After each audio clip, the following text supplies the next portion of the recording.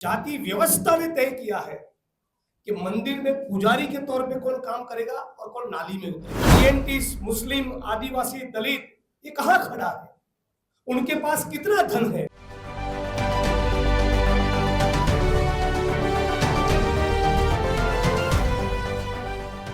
दो 2025 का विधानसभा चुनाव में अब ज्यादा समय रह नहीं गया और अब सभी पार्टियां अपने अपने तैयारियों में जुट चुकी हैं।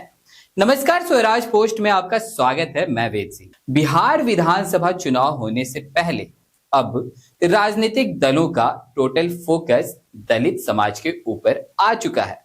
एक तरफ चिराग पासवान खुद को दलित समाज का बड़ा नेता कहते नजर आते हैं, वहीं जीतन राम मांझी भी इस दौर में पीछे नहीं है। अब दलित समाज में सेंधमारी करने के लिए कांग्रेस ने भी अपना कमर कस लिया है। हाल ही की बात है, कांग्रेस ने अपना प्रदेश अध्यक्ष को बदलकर दलित समाज से आने वाले राजेश राम को अपना प्रदेश अध्यक्ष बनाकर सबको चौंका दिया है।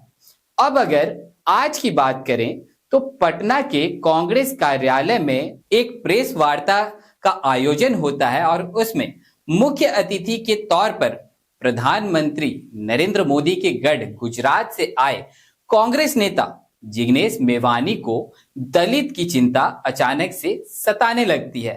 जिग्नेश ने दलितों पर हो रहे अत्याचार के ऊपर भी प्रकाश डाला है। भारत में जाति व्यवस्था नहीं होती। समाज यदि जातियों में बटा नहीं होता तो शायद जाति विहीन समाज रचना की या कास्ट सेंसस की कोई बात भी नहीं आती।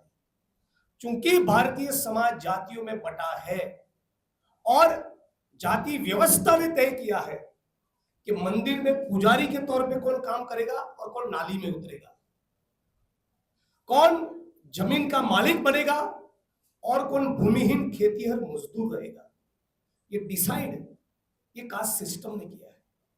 लेकिन भारत का संविधान समाजवाद के साथ साथ सामाजिक न्याय सुनिश्चित करने की भी गारंटी देता है।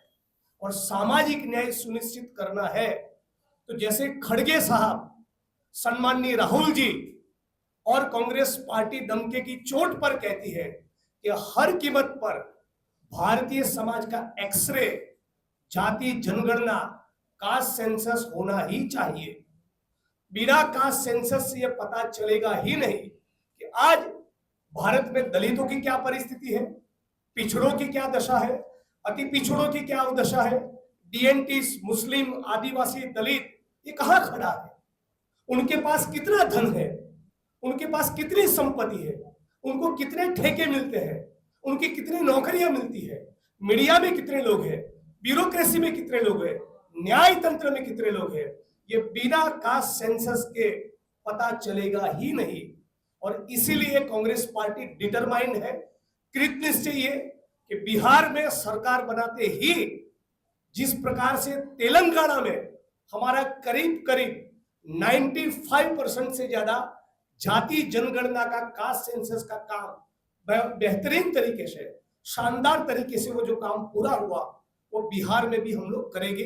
ये हमारा पीड़ित, शोषित, वंचित समुदायों के प्रति, विशेष तौर पे दलित, पिछड़े, अति पिछड़े, आदिवासी समुदायों के प्रति ये हमारा एक प्रतिबद्धता है, कमिटमेंट। तो आपने सुना कि किस कदर दलित समाज की चिंता राजनीतिक पार्टियों को सता रही है।